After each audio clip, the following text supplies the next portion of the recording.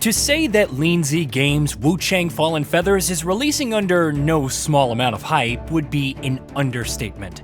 Following the success of Black Myth Wukong, which gave the traditional AAA games industry a run for its money, and Phantom Blade Zero, which balances sleek visuals with hardcore action, it has a lot to live up to. And to Wuchang's credit, it has improved by leaps and bounds since its original reveal in 2021. Coupled with a promised 40 to 60 hour playtime, a $49.99 price tag, and some genuinely fun-looking gameplay, there was plenty of reason to be excited. I beseech you, deliver me from this place!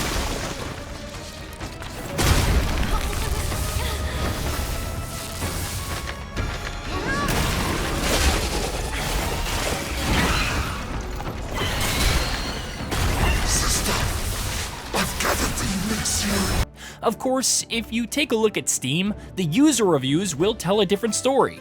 Only 28% of the currently 12,479 ratings give it a thumbs up, resulting in a mostly negative rating on PC.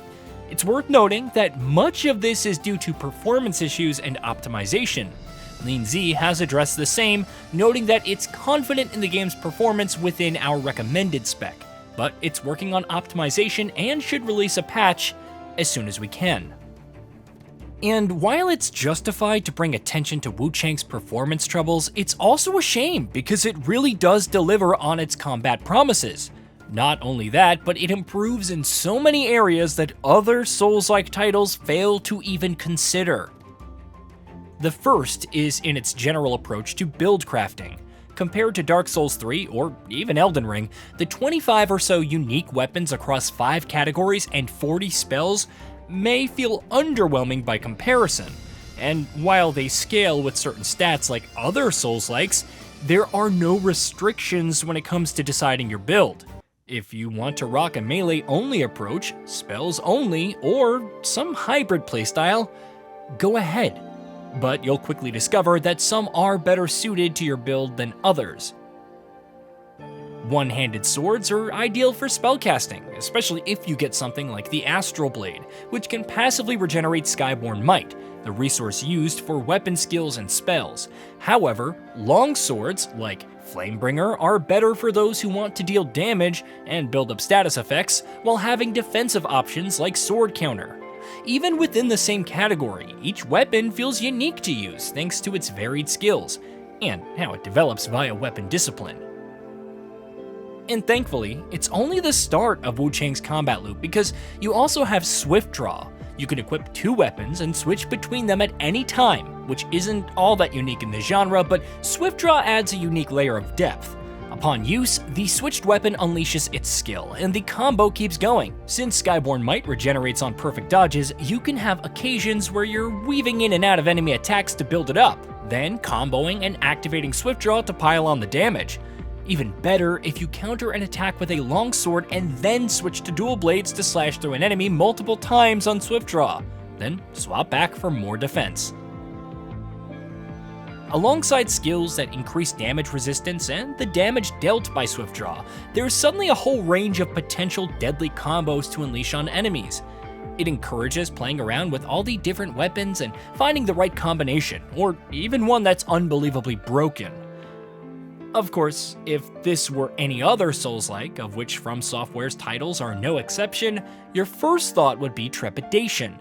Experimenting with different weapons after pulling all those resources into the current setup, it's usually not the best idea, depending on where you are in the game.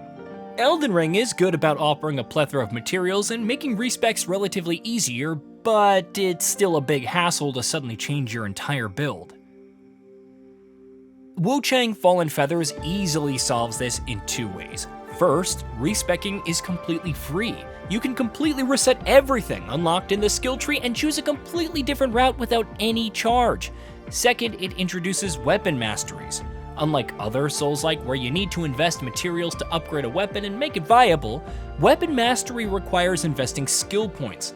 Voila, your weapon or weapons of choice are now upgraded. The best part is that it applies to all weapons in that category.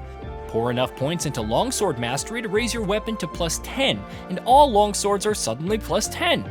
So if you want to play around with a specific longsword that you just found but you're worried about pouring resources into it, Wuchang effectively bypasses that hurdle.